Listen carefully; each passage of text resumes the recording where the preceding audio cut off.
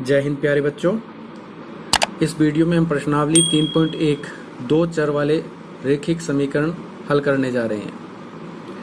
इसका मैंने basic concept आपको इससे पहले वाले वीडियो में बता दिया था। तो इस प्रश्न अगर वो वीडियो आपने नहीं देखा है तो इस प्रश्नावली को हल करने से पहले आप उस वीडियो को ज़रूर देखें।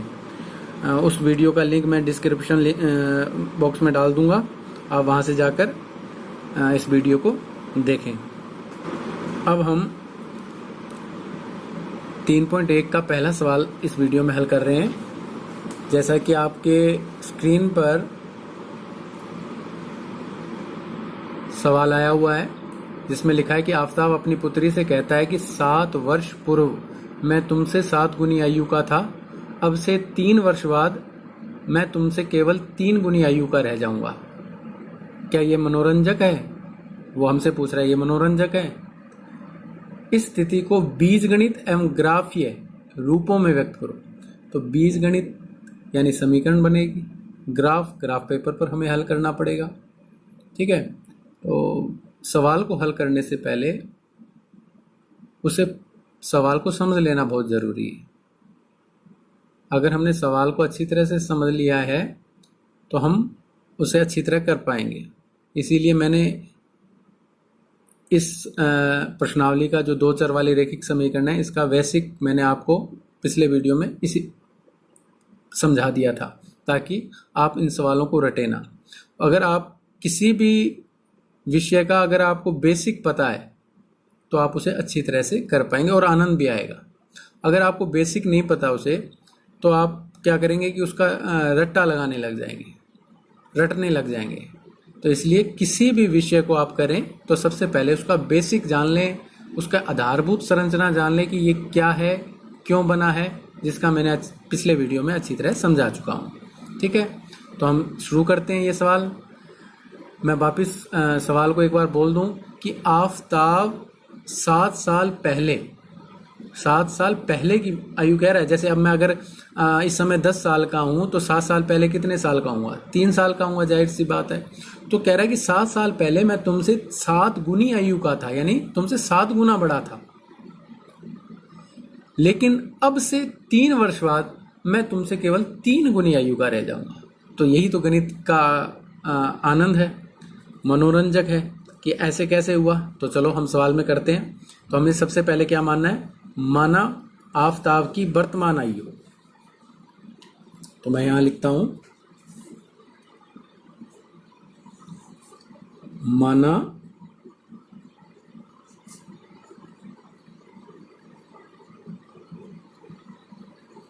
वर्तमान का मतलब इस समय। माना इस समय जो आफताब है वो x वर्ष का है, क्योंकि दो चर हैं तो एक तो x लेना होगा और एक y लेना पड़ेगा, क्योंकि इस प्रश्नावली का नाम ही दो चर है। तो अगर आफताब की वर्तमान आयु x है तो बताओ उसकी पुत्र की आयु क्या हो जाएगी? y मान लेते हैं। ठीक है, आफताब की x मान लिए तो इसकी हम y मान लेते हैं। अब प्रथम शर्त में देखो, प्रथम शर्त में वो कह रहा है कि 7 गुनी आयु का था। तो यहां लिखते हैं प्रथम शर्तानुसार, प्रथम शर्तानुसार। इस कंडीशन लगा दी है सवाल में। पहली कंडीशन ये लगाई है कि 7 वर्ष पूर्व, यहां लिख देता हूं मैं 7 वर्ष पूर्व। तो हमें यह भी समझना जरूरी है कि पूर्व यानी पहले की, यानी आज अगर मैं 20 साल का हूं तो 7 साल पहले, जाहिर सी बात है कि क्या करूंगा, मैं घटाऊंगा या जोड़ूंगा? बोलो, देखो दिमाग लगाओ अपना। 7 वर्ष पूर्व,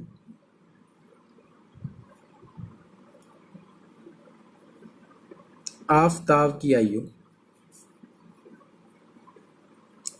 मैंने बताया ना कि भाई अगर इस समय मैं 10 साल का हूं, माना मेरी वर्तमान आयु 10 साल है, या माना मेरी वर्तमान आयु 20 साल है, तो 7 वर्ष पहले कितने साल का हूंगा? तो मैं क्या करूंगा, 20 में से 7 घटा दूंगा, 13 वर्ष, है ना। तो इसलिए अगर वर्तमान आयु आफताब की इस समय x है तो 7 साल पहले क्या करूंगा, मैं x में से वर्तमान आयु में से 7 साल घटा दूंगा। तो ये आफताब की 7 साल पहले की आयु आ गई। ठीक है, इसी प्रकार जो पुत्री है उसकी आयु,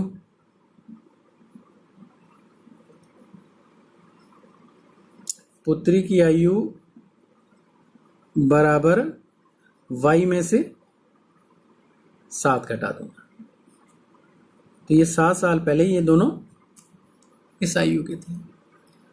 अब क्या कहता है, सवाल को देखो ध्यान से कि अब से 7 वर्ष पूर्व मैं तुमसे 7 गुनी आयु का रह जाऊंगा।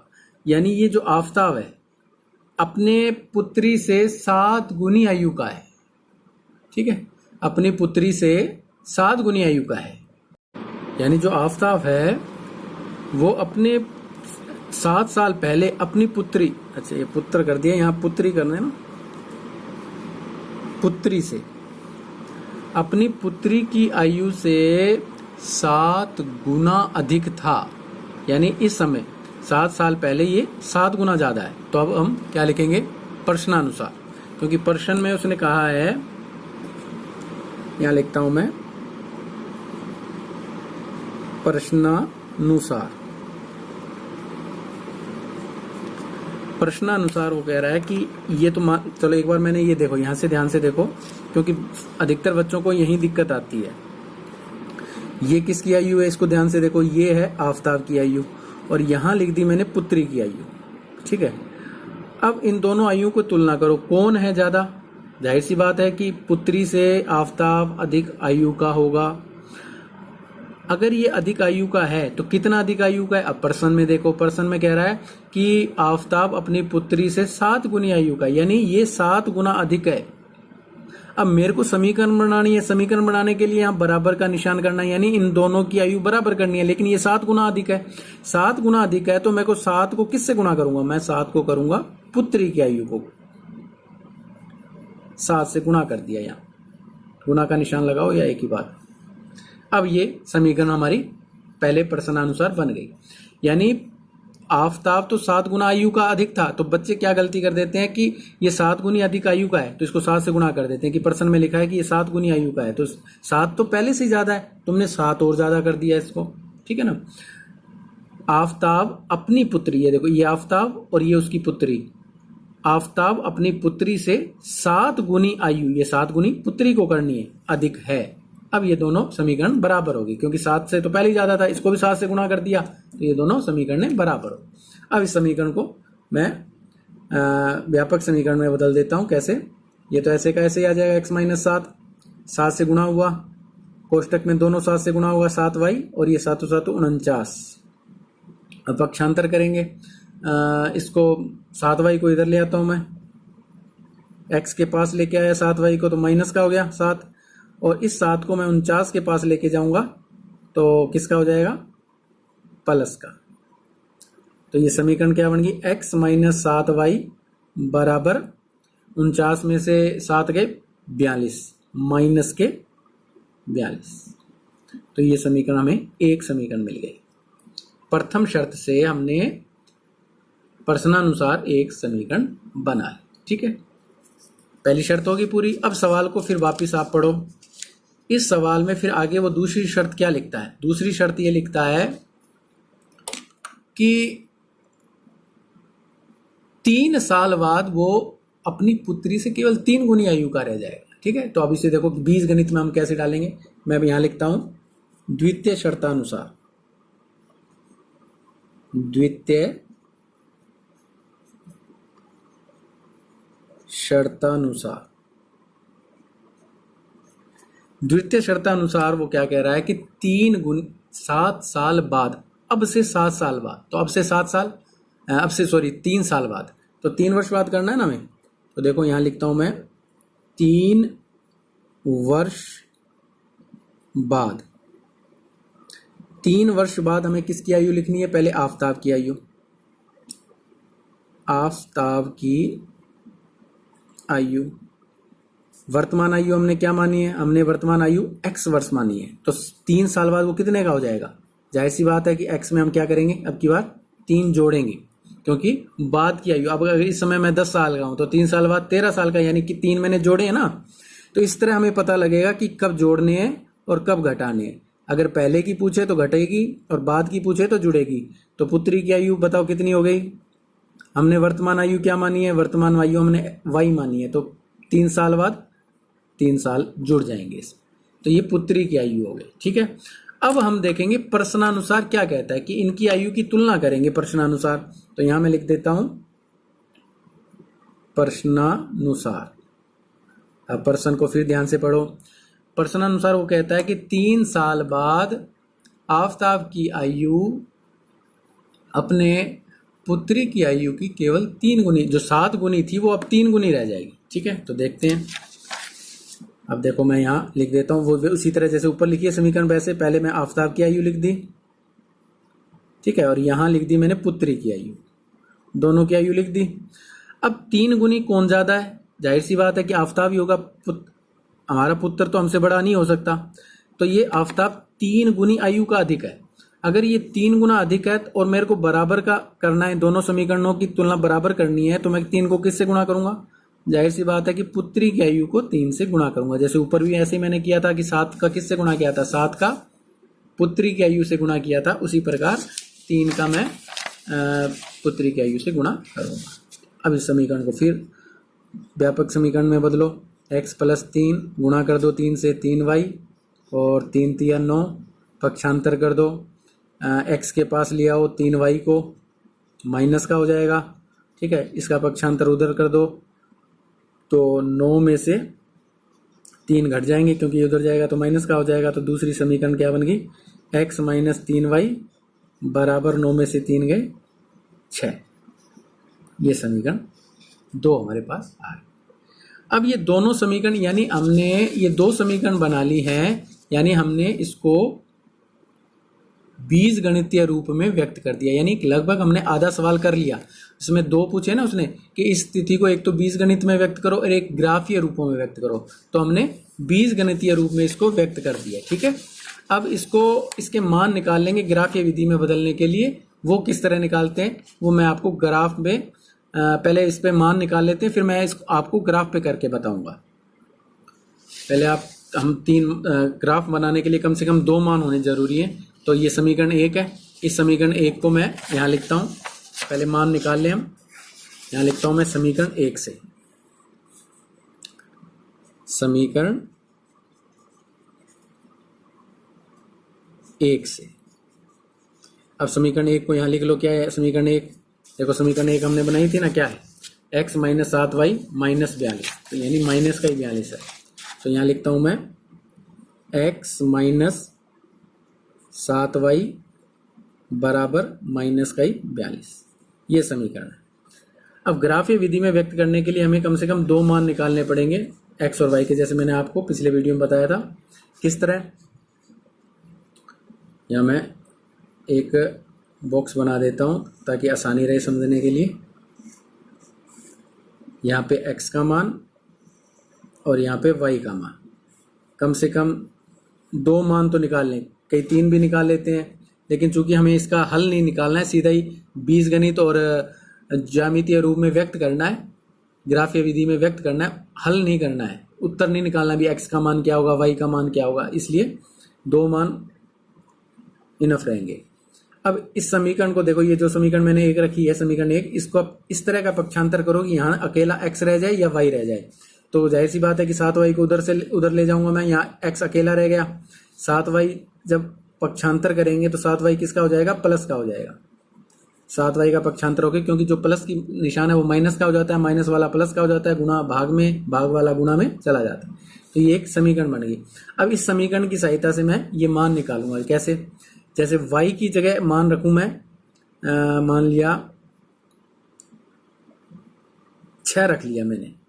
ठीक है, ये समीकरण है ना, यहाँ लिख देता हूं मैं y बराबर 6 रखने पर। ठीक है, अब ये समीकरण ये है, इसके अंदर रखूंगा मैं x, तो ऐसे का ऐसे ही आ जाएगा, -42 + 7 इंटू इस y की जगह मैं यहाँ क्या, यहाँ y था ना, इस y की जगह मुझे क्या रखना है, 6। तो x बराबर -42 और 7 6 42। अब ये माइनस का ये प्लस का है तो घट जाएंगे, 42 में से 42 के 0। इसका मतलब अगर मैं y का मान 6 रखूं तो x का मान क्या आ जाता है, y का मान अगर मैं 6 रखूं तो x का मान क्या आ जाता है 0 या 0 रखूं। इस तरह ये आपने को कम से कम 2 मान निकालने हैं। तो एक तो निकल गया x बराबर 6 रखने पर, ये y बराबर 6 रखने पर। अब y का मान कुछ भी रख दो, बस इसमें से घट जाए। और अब कोई कहे कि जी मैं 7 एक कम 7 रख दूं तो 42 में 7 तो बहुत दूर चला जाएगा, यानी काफ़ी दूर चला जाएगा। क्योंकि अगर 42 में से 7 घटे, अगर मैंने यहाँ 1 रख दिया तो 7 एक कम 7 हो गया, 42 में से 7 गए 40, 40 में से 5 या 35, 35 आ जाएगा। यहाँ पे मैं रख रहा हूँ 1 और यहाँ आ रहा है 35, तो डिफरेंस हो गया। डिफरेंस नहीं रहना, ज़्यादा नहीं रहना चाहिए, ठीक है ना। अब जैसे 0 6 तो ग्राफ बनाने में हमें कोई दिक्कत नहीं आएगी। अब 35, एक तो 35 है और 1 है तो ग्राफ में 35 मैं कहाँ लूँगा, तो इसलिए डिफरेंस ज़्यादा नहीं रहना चाहिए। अगर 35 लेना है तो 30 35 40 50 60 ऐसे मान आने चाहिए, तो ये ध्यान रखना। आगे मैं और अच्छी तरह समझ में आ जाएगा। अच्छा, अब मैं क्या लूँ यहाँ पे कि जैसे 5 ले लो, 7 5 35, ठीक है। 7 7 49 भी ले सकते हो, 7 ले लेता हूँ ताकि प्लस का आ जाए। अगर 5 लूँगा तो 7 5 35, 42 में से 35 घटा देंगे तो माइनस का आएगा, क्योंकि माइनस का 42 है, लेकिन मैं यहाँ 7 ले रहा हूँ तो प्लस का आएगा। वो 5 भी ले सकते हो, कोई दिक्कत नहीं है। x बराबर -42 और प्लस 7y, y की जगह मुझे क्या लिखना है 7, क्योंकि y का मान मैंने 7 लिया है। x बराबर -42, 7 7 49, 42 में से 49 गए, 7 ही बच गए, ठीक है। यानी y का मान अगर 7 लेता हूं तो x का मान भी क्या बचता है 7 बचता है। तो 2 मान निकल गए, इनफ है। चलते हैं अब समीकरण 2। समीकरण 1 को लेकर मैंने हल कर दिए, समीकरण 1 को लेकर मैंने 2 मान निकाल दिए। अब समीकरण 2 को लेकर इसी तरह, बिल्कुल इसी तरह आपको 2 मान निकालने हैं। तो मैं यहाँ लिखता हूँ समीकरण 2 से, ठीक है। अब समीकरण 2 से देखो, समीकरण 2 ये रही ऊपर ही है, तो यहाँ लिख देता हूँ मैं x - 3y बराबर 6। अब इसमें भी उसी तरह पक्षांतर करना है कि यहाँ अकेला x रह जाए या y रह जाए, बाकी सब संख्या उधर चली जाए। तो मैं यहाँ x को तो यहीं रहने देता हूँ, इस 3y को इधर ले जाता हूँ। तो 6 के पास 3y जाएगा तो किसका हो जाएगा, प्लस का हो जाएगा, निशान चेंज हो जाते हैं। अब उसी तरह सारणी बना लेता हूँ मैं, ठीक है। 2 मान, कम से कम 2 मान निकालें x और y के, ठीक है। अधिक से अधिक आप कितने निकालते हो, लेकिन कम से कम 2 होने चाहिए। अब मैं y की जगह क्या लूँ कि वो, जैसे मैंने लिया 0 ले लिया, ठीक है। पहले 0 ले लेता हूँ मैं, यहाँ लिख देता हूँ मैं y बराबर 0 लेने पर, क्योंकि यहाँ पे y है ना, y बराबर 0, तो इसके अंदर रखो इस समीकरण में, इस समीकरण में y का मान रख दो। x बराबर 6 + 3, y की जगह क्या लिखना है, कुछ 0 आएगा। अब किसी भी संख्या को 0 से गुणा करने पर क्या आता है, 0 आता है। तो 3 को 0 से गुणा किया 0, ठीक है। अब 6 में 0 जोड़े तो क्या आ गया, 6 ही आएगा। यानी जब मैंने y का मान 0 लिया तो x का मान क्या आ गया, 6 आ गया। अब और कोई एक और मान रख दो, जैसे मैंने रख दिया माइनस का रख देते हैं अब की बार, ठीक है। माइनस का मैंने 2 रख दिया, ठीक है। माइनस का 1 रख सकते हो, प्लस का रख सकते हो, कोई दिक्कत नहीं है। x बराबर 6 + 3, यहाँ y की जगह मुझे क्या रखना है, -2, तो गुणा हो जाएगा।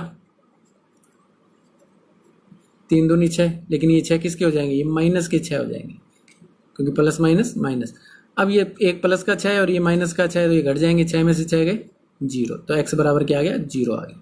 यानी जब मैंने y का मान -2 लिया तो x का मान क्या आ गया, 0। तो ये हमने x और y के 2 मान निकाल लिए। अब इसे ग्राफ में किस तरह व्यक्त करना है, अब चलिए अब ग्राफ पर चलते हैं। तो ग्राफ में सबसे पहले हमें y अक्ष और x अक्ष खींचना है। चूँकि माइनस की ज़्यादा संख्या है नहीं, माइनस की 1 2 ही संख्या है, सिर्फ यहीं है माइनस, बाकी सारी प्लस की हैं। तो हम प्लस की जो लाइन है वो ज़्यादा रखेंगे, माइनस की थोड़ी कम रखेंगे, ठीक है।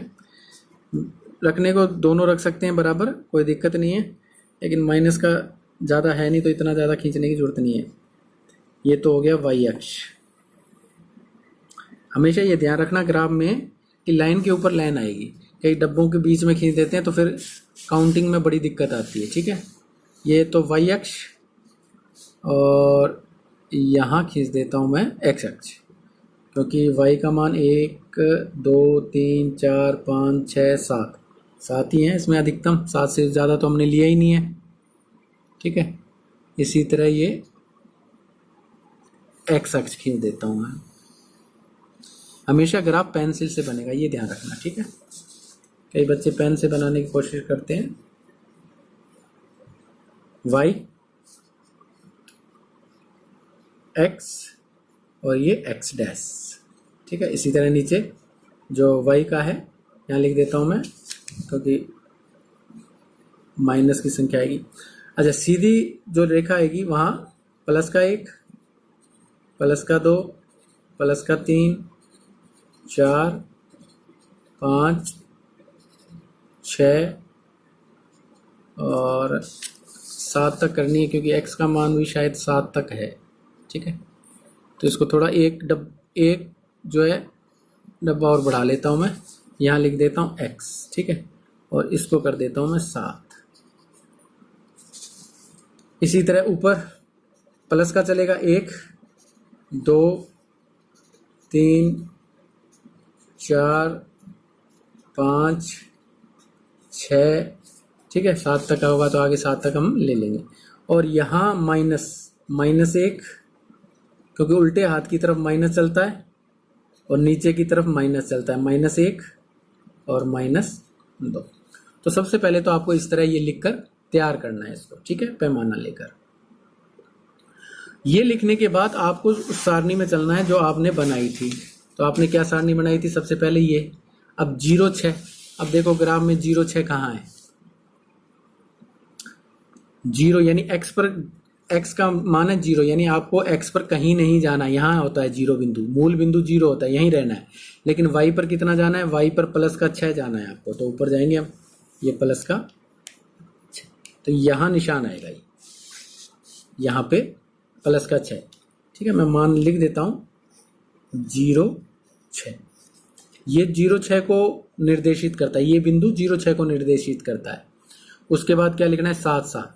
तो 7 की सीध में x अक्ष पर कितना चलना है? 7, और y अक्ष पर भी कितना चलना है? 7। तो यहाँ 7, यानी जो आखिरी बिंदु 7 है, क्योंकि 6 तक तो यहीं लिया था, ये 7 है। तो यहाँ ये बिंदु है। तो ये 2 बिंदु आ गए। अब इन दोनों बिंदुओं को मिला दो, क्योंकि दोनों ही प्लस के हैं। ठीक है, तो इन दोनों को अपने मिला देंगे।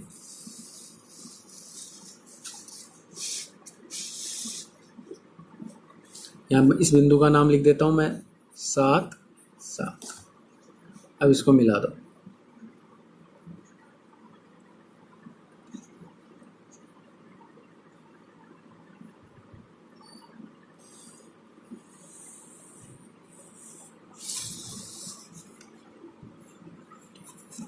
तो ये किस समीकरण की है? ये आई है x minus 7y, x minus 7y बराबर -42। तो ये समीकरण हम इसके आगे लिख देंगे। ठीक है, अब दूसरा जो है वो है 6 0। ठीक है, तो 6 0 चलना है अपने को। 6 0 चलते हैं पहले। तो इस पे 6 0 अपने कैसे चलेंगे? देखो, यहाँ रख लेता हूँ मैं ताकि दिखता रहे। ठीक है, 6 0, 6 की सीध में और 0, यानी कहीं नहीं जाना हमें। यानी x पर तो चलना है 6, तो x पर तो 6 चले, और y पर कहीं नहीं जाना, ऊपर नीचे कहीं नहीं जाना। तो यहाँ 6 0 मैंने निशान लगा दिया। ठीक है, उसके बाद है 0 -2। अब x पर कहीं नहीं जाना, x पर कहीं नहीं गया, लेकिन -2, यानी y पर आपको -2, यानी यहाँ जाना है। y पर मैं -2, x तो पे 0 की सीध में हूँ और y पे -2। अब इसको मिला दो, इन दोनों बिंदुओं को मिला दो। तो ये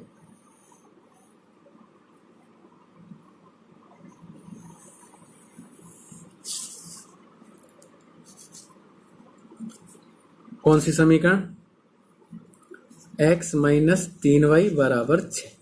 ठीक है, तो ये हमने ग्राफीय रूप में व्यक्त कर दिया है। इन बिंदुओं के नाम लिख दो 6 0, और इस बिंदु का नाम हो गया 0 माइनस 2, क्योंकि x का पहले लिखा जाता है। ठीक है, तो ये ग्राफीय विधि में हमने व्यक्त कर लिया। ये लकीर दोनों आगे जाके काटेंगी, जहाँ ये एक दूसरे को प्रतिच्छेद करेंगी वहीं इस समीकरण का, ये दोनों लाइनें जहाँ काटेंगी आगे वहीं इसका हल होगा, जो आगे हम 3.2 में करेंगे। अभी तो इसमें सिर्फ ज्यामितीय रूप में और बीजगणितीय रूप में व्यक्त करना है। ठीक है, तो ये पहला सवाल हुआ। अब अपने चलते हैं दूसरे सवाल पे। दूसरा प्रश्न आपकी जो स्क्रीन पर आप पढ़ पा रहे हो कि इसमें लिखा है क्रिकेट टीम के एक कोच ने 3900 रुपये में 3 बल्ले और 6 गेंदें खरीदी। बाद में उसने एक बल्ला और उसी प्रकार की 3 गेंद सिर्फ 1300 रुपये में खरीदी। इस स्थिति को बीजगणित और ज्यामितीय रूप में व्यक्त करना है। बिल्कुल जो पहला सवाल किया है बिल्कुल उसकी तरह ही है, उसी तरह हम इसमें मानेंगे।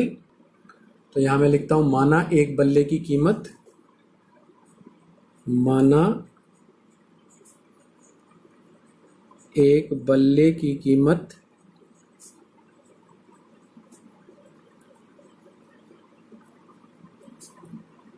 एक बल्ले की कीमत हम x मान रहे हैं। मान लिया एक बल्ला x रुपए का आता है। ठीक है, और इसी प्रकार गेंद की कीमत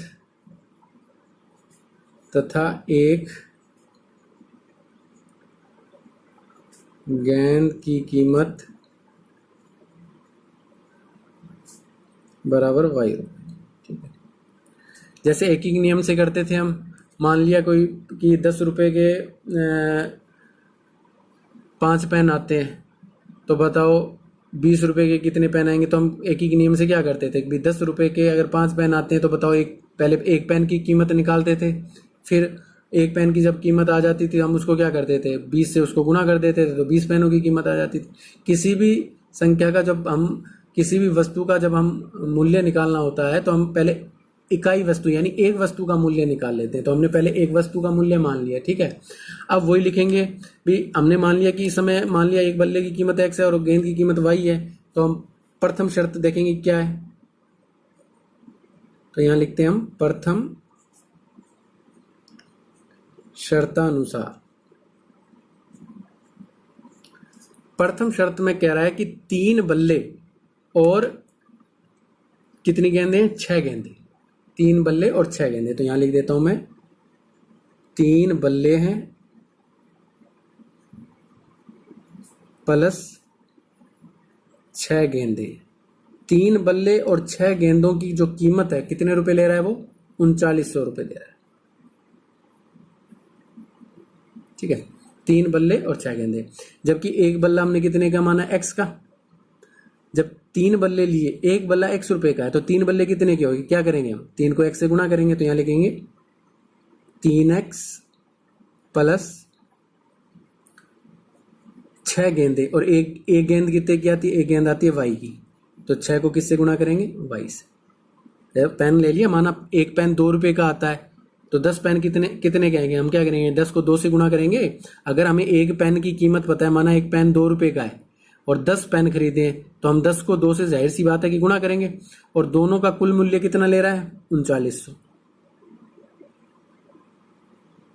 ठीक है, तो ये समीकरण बन गई। अब इसको और सरल कर दो, किसी से अगर कटता है तो काट दो, क्योंकि पिछली समीकरण ने तो कट नहीं रही थी, ये कट रही है। किसके पहाड़े से कट रही है, देखो तीनों 3 के पहाड़े से कट रही है। इसमें भी 3 का भाग जाता है, इसमें भी 3 का भाग जाता है, इसमें भी 3 का भाग जाता है। सरल हो जाएगी। कर तो यही समीकरण ले सकते हो, लेकिन हमें जो है इसको काट कर 3 का काटा, 3 एकम 3, 3 दूनी 6। ठीक है, 2y रह गया, और इसमें भी 3 का भाग दिया, 3 एकम 3। शर्त यही है कि तीनों में जितनी भी समीकरण में जितनी भी संख्याएं सब में भाग जाना चाहिए, तभी उसको काट सकते हैं, नहीं तो नहीं काट सकते। तो ये समीकरण बन गई हमारी 1। ठीक है, अब चलते हैं अपने द्वितीय शर्त में। तो यहां लिखता हूं मैं द्वितीय शर्तानुसार। अब देखो द्वितीय शर्त में क्या है कि एक बल्ला और कितनी गेंदें हैं 3 गेंदें। एक बल्ला प्लस 3 गेंदें। एक बल्ला और 3 गेंदें कितने की होती है उसको 1300 रुपये में 1300 रुपये में लेता है। तो एक बल्ले की कीमत हमने क्या मानी है, ऊपर देखो एक बल्ले की कीमत हमने x मानी है, तो यहाँ एक बल्ले की कीमत x लिख दी, एक ही बल्ला इसलिए x ही रहेगा। और 3 गेंदे, एक गेंद का मूल्य है y, तो 3 गेंदों का मूल्य 3y बराबर 1300। ठीक है, तो ये भी समीकरण बन गया। आगे हल कटता सरल भी नहीं होती है, जैसे ये सरल होगी थी पीछे वाली, ये सरल नहीं होगी तो इसको दे दो समीकरण 2, सरल नहीं होती है तो इसको समीकरण 2 दे दो। अब हमने इसको उस रूप में व्यक्त कर लिया, किस रूप में, बीज गणितीय रूप में। अब इसे ग्राफीय विधि से हल करना है, यानी ज्यामितीय रूप में व्यक्त करना है। अगर ज्यामितीय रूप में व्यक्त करना है तो हमें इसके मान निकालने पड़ेंगे। ठीक है, तो अगर अब हमें ज्यामितीय रूप में व्यक्त करना है तो ज्यामितीय रूप में व्यक्त करने के लिए अपने को जैसे सारणी है, पिछले एक सवाल में किया है, ज्यामितीय रूप में तो समीकरण 1 से, तो समीकरण 1 क्या है, यहाँ लिख देता हूं मैं, समीकरण 1 से। समीकरण 1 देखो क्या है, x प्लस 2y बराबर 1300। पिछले सवाल में जैसे हमने किया कि यहाँ x या y अकेला रहे तो किसका पक्षांतर करोगे, x अकेला रहने के लिए 2y का, 2y जब उधर जाएगा तो किसका हो जाएगा, माइनस का 2y। तो ये हमने इसको संतुलित कर लिए। अब इस समीकरण की सहायता से हम मान निकाल लेंगे। ठीक है, वही सारणी बना देता हूं मैं आसानी के लिए, थोड़ा कम से कम 2 मान निकाल लेते हैं। x बराबर 1300 माइनस, अच्छा मैंने यहाँ लिखा ही नहीं, क्या रखें, y बराबर बताओ क्या रखें, y बराबर क्या रखूं कि 1300 में से वो घट जाए। ठीक है ना, इस y की जगह मैं क्या रखूं, अब कोई कहेगा जी 1 रख लो, 2 एकम 2, है ना, तो 13 में से 2 गए 1298, तो यहां 2 आ रहा है, यहाँ 1298, तो बहुत ज़्यादा अंतर हो गया। इन दोनों में संख्याओं में ज़्यादा अंतर नहीं होना चाहिए, ग्राफ में दिक्कत आती है बनाने में। ठीक है, तो ऐसी संख्या रखो कि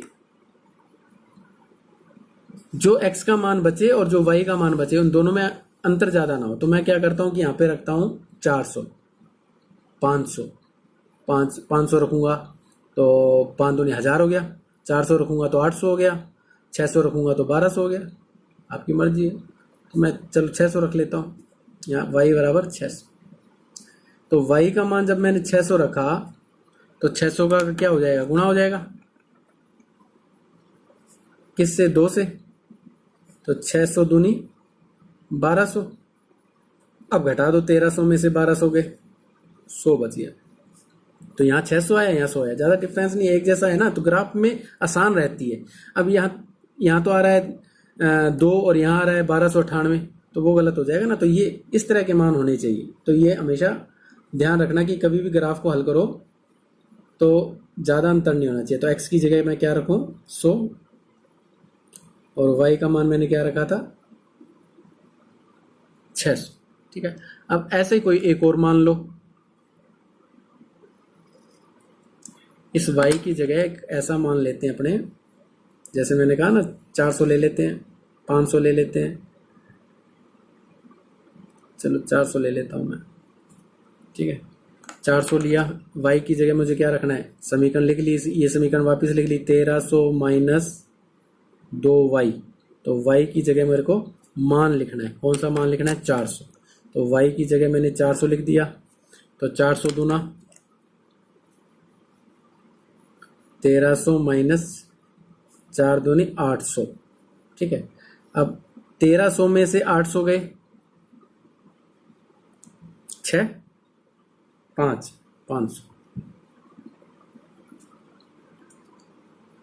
तो जब मैंने यहाँ 400 रखा, यानी किसकी मान, y का मान जब मैंने 400 रखा तो x का मान आ गया 500। तो ये हमारा पहला समीकरण में हमने ग्राफ उसमें व्यक्त कर लिया है, मान निकाल लिए x और y के। ठीक है, अब यहाँ लिखता हूं मैं समीकरण 2 से, समीकरण 2 से। और समीकरण 2 कहाँ है, ये रही ऊपर ही है, x प्लस 3y बराबर 1300। ठीक है, इसमें 2y था, इसमें 3y है, ज़्यादा अंतर नहीं है। अब पक्षांतर करूँ, x या y अकेला रहना चाहिए, तो 3y को उधर ले जाऊंगा तो माइनस का हो जाएगा 3y। अब इसी तरह इसके दो मान निकाल लेते हैं अपने, या मैं सारणी बना लेता हूँ।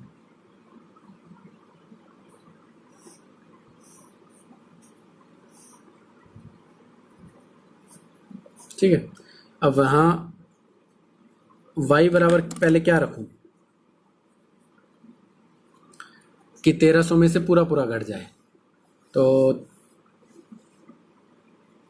जैसे 300 रख लिया, y बराबर मैंने 300 रख लिया, कुछ भी रख सकते हो, 100, 200, 300, 400। ठीक है, तो मैंने समीकरण क्या लिखी, x बराबर 1300 माइनस 3, और y की जगह क्या रखना है, y की जगह मुझे रखना है 300। तो अगर 300 रखा तो y के साथ इसका गुणा हो गया, तो 300 को 3 से गुणा किया, क्या आ गया, 3 3 900। अब 1300 में से 900 गए, 3 ये 400, तो x का मान 400 आ गया। यानी y का मान जब मैंने 300 रखा तो x का मान क्या आ गया, 400। ठीक है, एक मान निकल गया। अब एक और निकाल दो, y का जगह आप क्या रखो, y की जगह ऐसी संख्या रखो कि जो है, जैसे मैंने अब की बार यहाँ 300 400 रख लेते हैं। ठीक है, पहले 300 रखा था, अब 400 रख लेते हैं, 500 रख लो, मर्जी है आपकी। 1300 माइनस 3 गुणा में क्या रखना है, 3 गुणा में किससे करना है, 3 को गुणा, y की जगह क्या रखना है, 400, y की जगह 400 रख दिया मैंने। अब y की जगह 400 रखा है तो इसका गुणा हो जाएगा, कितने हो जाएंगे, 1300 माइनस 4 तिया 1200। अब 1300 में से 1200 घटा दो, क्या बच गया, 100। तो यानी जब y का मान मैंने 400 रखा तो x का मान आ गया 100। ठीक है, तो ये हमने मान ग्राफ विधि में व्यक्त करने के लिए एक ये मान और एक ये मान, इसको हम ग्राफ में किस तरह व्यक्त करेंगे, तो अपने को इसके लिए ग्राफ लेना पड़ेगा। तो ग्राफ लेते हैं अपने और इसको व्यक्त करते हैं इसी तरह, जैसे हमने पहला सवाल किया था, ये पहला सवाल है, इसी तरह हम इसको दूसरा सवाल को करेंगे। यहाँ पहला सवाल लिख देता हूँ मैं, अच्छा ये दूसरे सवाल को बिल्कुल इसी तरह अपने को दूसरा सवाल करना है, वही एक्स एक्स और वाई एक्स खींचेंगे। ठीक है, तो यहाँ मैं खींच देता हूँ, ये हो गया वाई अक्ष और ये हो गया एक्स अक्ष। क्योंकि माइनस का संख्या है नहीं तो माइनस की तो और इधर ले लेते तो कोई दिक्कत नहीं थी, यानी माइनस वाली संख्या को लाइन को और छोटा हो जाता तो कोई दिक्कत नहीं थी, क्योंकि माइनस की संख्या है ही नहीं हमारे पास। अब यहाँ देखो, ऊपर तो हमने 1 2 3 4 5 6 7 लिया था क्योंकि सारणी में इसी तरह के मान थे, लेकिन अब की बार सारणी में हमारे किस तरह के मान है, ये, तो हम प्रत्येक वर्ग इकाई को, ये एक वर्ग इकाई है, इस प्रत्येक वर्ग इकाई को हम 1 2 3 ना मानकर क्या मानेंगे, 100 200 300 400 500। ठीक है, 500 से ज़्यादा तो है नहीं अपने पास। इसी तरह ऊपर चलेगा 100 200 300 400। कौन सा अक्ष है ये वाई अक्ष। ठीक है, पहले देख लें वाई के मान कहाँ तक हैं। वाई के मान हाईएस्ट हैं, वही 600 हाईएस्ट है। इसको और आगे बढ़ा लेते हैं। ठीक है, इस वाई को काट कर मैं यहाँ कर देता हूँ 500 और ऊपर सबसे लास्ट में 600, क्योंकि 600 तक मान है हमारे पास। ठीक है, वाई अक्ष में 600 तक मान है। ठीक है, और एक्स अक्ष में हाईएस्ट 500 तक है। ठीक है, चलो अब ये देखो, एक्स पर कितना चलना है 100 और वाई पर कितना चलना है 600। तो एक्स पर मैं 100 चला, ये चल गया, और वाई पे कितना चलना है 600। तो ये जहाँ ऊपर माने हमने 600 लगाया था, ये यहाँ 600 में काट कर यहाँ कर देता हूँ। ठीक है, तो ये 600 पे अपने निशान लगा लिया, बिंदु ले लिया। अब चलना है दूसरा सवाल, एक्स पे 500 और वाई पर 400, तो 500 और 400, तो ये भी मैंने बिंदु का निशान ले लिया। अब इसको मिला दो, दोनों बिंदुओं को आपस में मिला दो। ठीक है, इन दोनों बिंदुओं को मिलाने के बाद समीकरण जो थी वो लिख दो। क्या है समीकरण? x plus 2y, x plus 2y बराबर 300। अब क्यों लिखते हैं ये समीकरण? ताकि जब एग्जामिनर चेक करे तो उसे पता लगे कि हाँ ये किस समीकरण की जो ग्राफ खींचा है, ये लाइन जो खींची है किस समीकरण की है। ठीक है, ये क्या मान है? ये है 500, 400। x का पहले लिखा जाता है, मैंने पहले ही बताया था, ये 100 और 600। ठीक है, ये हो गया पूरा। अब जो दूसरी सारणी है, दूसरी सारणी क्या है? ये देखो, ये रही इधर 400 की सीध में और 300 की सीध में। तो 400 x एक्स पर चलना है और 300 y एक्स पर चलना है। तो 400 चला और यहाँ 300, x एक्स में 400 और y एक्स में 300। ठीक है, उसके बाद क्या है? देखो, x पर 100 चलना है और y पर 400। x पर 100 चला, देखो x पर 100 चलना है और y पर कितना चलना है? x पर 100 और y पर 400। तो यहाँ बिंदु ये आएगा 100 की सीध में, x एक्स में 100 की सीध में आ रहा है और y एक्स में 400 की सीध में आ रहा है। तो ये दो बिंदु आ गए, इन दोनों बिंदुओं को अब आपस में मिला देंगे।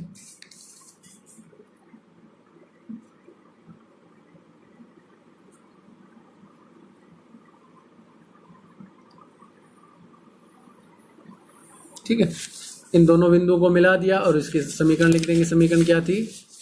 x प्लस 3y बराबर 1300। तो x प्लस 3y बराबर 1300, ये अपने xy प्लस 3y बराबर 1300 अपने लिख देंगे। अच्छा, ये कौन सा बिंदु है? ये था 400 और 300 और ये बिंदु 100, 400। तो इस तरह ये दूसरा सवाल हमारा पूरा होता है। इस तरह आपको इस ग्राफ पेपर पर ग्राफ खींचना है। ठीक है, चलें अब तीसरे सवाल पर। अगर कुछ भी आपको डाउट है तो कमेंट बॉक्स में लिख दें। तो अब तीसरा सवाल करते हैं अपने। जैसा कि आप स्क्रीन पर अपना तीसरा सवाल देख पा रहे हैं कि जिसमें लिखा है 2 किलो सेब और 1 किलो अंगूर का मूल्य किसी दिन 160 रुपये, 1 महीने बाद 4 किलो सेब और 2 किलो अंगूर का मूल्य 300 रुपये हो जाता है।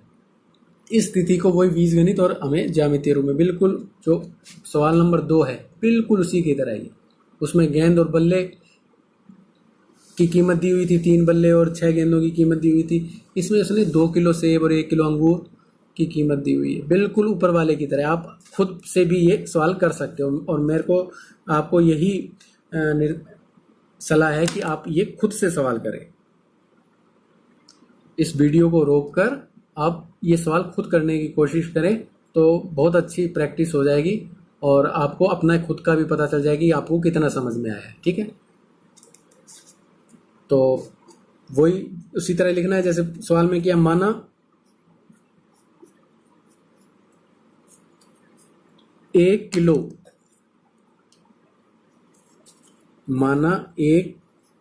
किलो सेब का मूल्य 1 किलो सेब का मूल्य x रुपए मान लिया। ठीक है, तथा 1 किलो अंगूर का मूल्य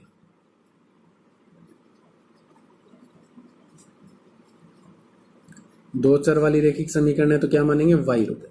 ठीक है, 1 किलो सेब का मूल्य x और 1 किलो अंगूर का मूल्य y रुपए। अब वही लिखेंगे प्रथम शर्तानुसार। तो यहां लिखता हूं मैं प्रथम शर्तानुसार। सवाल में देखो प्रथम शर्त क्या है, कह रहा है कि 160 रुपये 2 किलो सेब। तो यहां मैं लिखता हूं 2 किलो सेब, 2 केजी सेब और क्या लिया साथ में प्लस 1 केजी अंगूर। और इन दोनों के उसने कितने मूल्य दिए हैं? बराबर 160 रुपये। ठीक है, 160 रुपये दे रहा है। अब इसको हल कर लो। मैंने क्या लिखा? 1 किलो सेब का मूल्य x है तो 2 किलो खरीदे तो 2 से गुणा हो जाएगा इसका x का, तो 2x 2x सेब के मूल्य 2x और 1 किलो अंगूर का मूल्य तो वही अकेला y है, क्योंकि 1 किलो ही खरीदा है तो 1 का मूल्य तो y है ही। तो ये समीकरण बन गई। आगे सरल भी नहीं होती है तो इसको समीकरण 1 दे दो। ठीक है, प्रथम शर्त हो गई और समीकरण भी बन गई। अब यहां लिखता हूं मैं द्वितीय शर्त। क्या लिखता हूं? द्वितीय शर्तानुसार। अब दूसरी जो शर्त है उसमें कह रहा है कि 4 किलो सेब, तो यहां लिखता हूं मैं 4 किलो सेब प्लस 2 किलो अंगूर बराबर 300 रुपये। ठीक है, कुछ समय बाद 4 किलो सेब और 2 किलो अंगूर की उसने 300 रुपये कीमत चुकाई है। तो वही करेंगे भी। 1 किलो सेब का मूल्य हमने क्या माना? x, तो 4 को x से गुणा किया 4x प्लस अंगूर यानी y 2y बराबर 300। ये सरल होता है? हाँ, ये सरल हो रहा है ना, 2 से सारे कट रहे हैं, इसमें भी 2 का भाग जा रहा है। 2 दूनी 4, 2 एकम 2 और 300 में 2 का भाग दिया 150। 300 का आधा 150 होता है ना। तो ये समीकरण बन गए हमारे पास 2। अब समीकरण 1 और 2 हमारे पास दोनों समीकरण है। ठीक है, तो सबसे पहले समीकरण 1 को लेकर हल करते हैं, क्योंकि ये इसको हमने बीजगणितीय रूप में व्यक्त कर दिया। अब हमें आधा सवाल हमने कर दिया, आधा अब हमें क्या करना है, इसे ज्यामितीय रूप में व्यक्त करना है। तो ज्यामितीय रूप में व्यक्त करने के लिए हमें सारणी मान निकालने पड़ेंगे x और y के। तो समीकरण 1 से, ये समीकरण 1 है तो आपको वही पक्षांतर करना है। किस तरह पक्षांतर करना है कि यहाँ x और y अकेला रह जाए। ठीक है, तो मैं क्या करूँगा, 2x को उधर ले जाऊँगा तो y अकेला रह गया।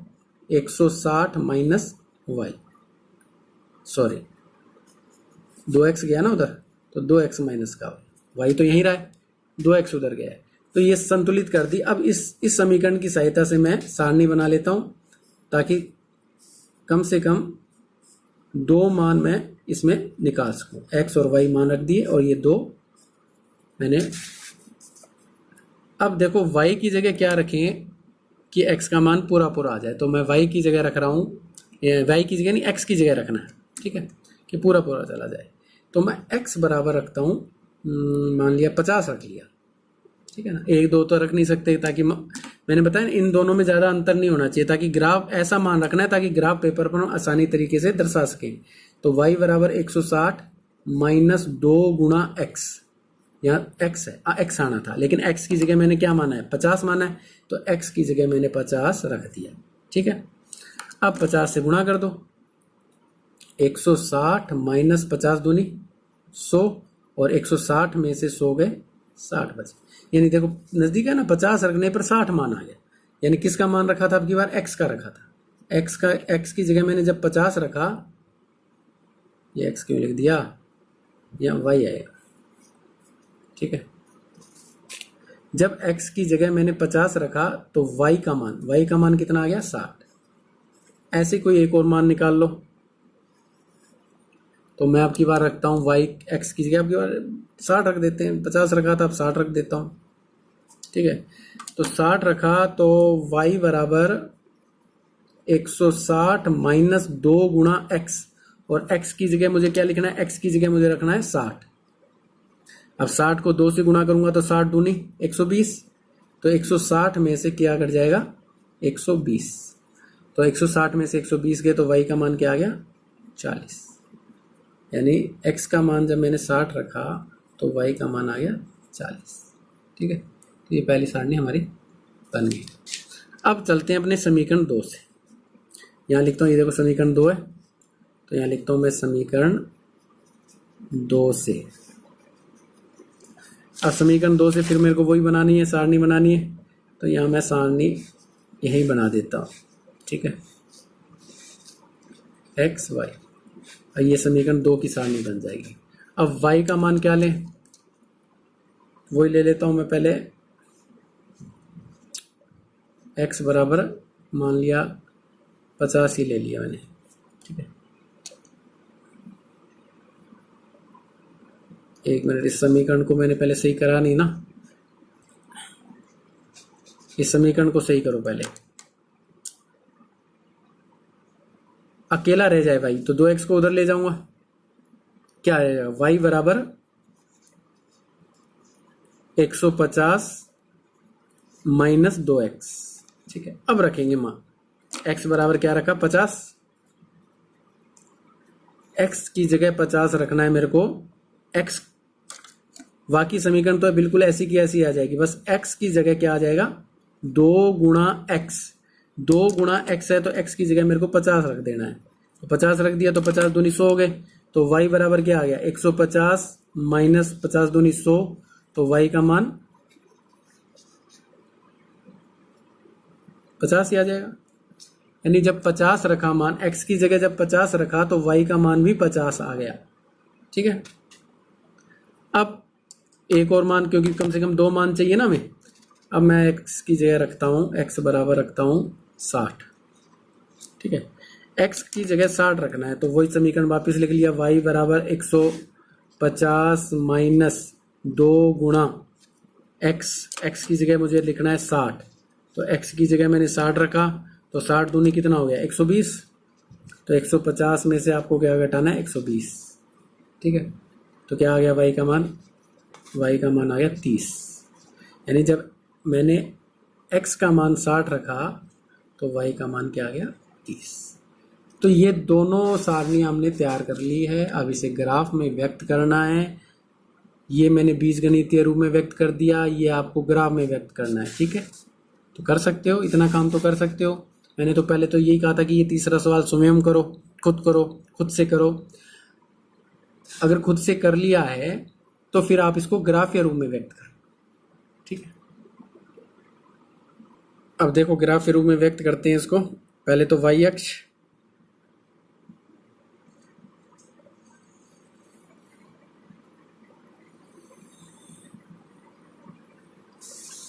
और x अक्ष।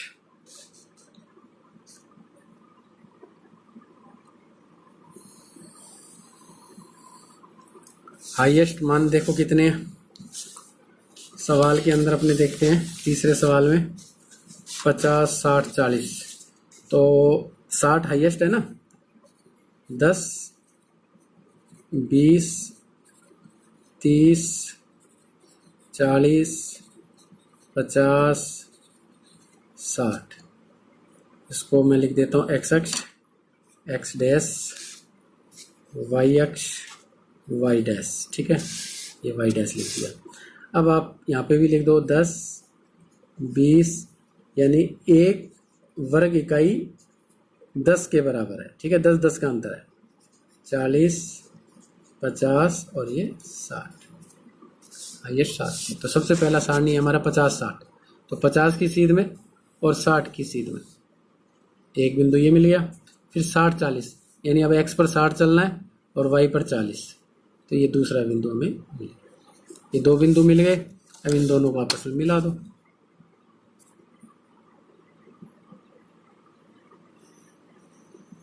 ठीक है, अब इस पे मान रख दो, अपने लिख दो क्या है क्या है।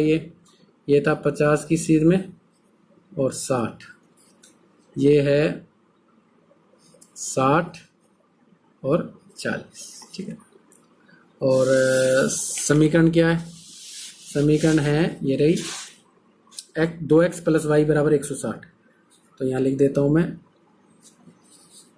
2x प्लस वाई बराबर 160। अब दूसरा जो मान है वो लिखेंगे अपने 50, 50 और 60, 30। तो पहले 50 की सीध में चलें और यहाँ भी 50 की सीध में, तो यहीं आ गया 50 की सीध में। उसके बाद है 60, 30, 60 और 30 यहाँ आएगा 60 की सीध में और 30 की सीध में। ठीक है, इन दोनों बिंदुओं को मिला दो।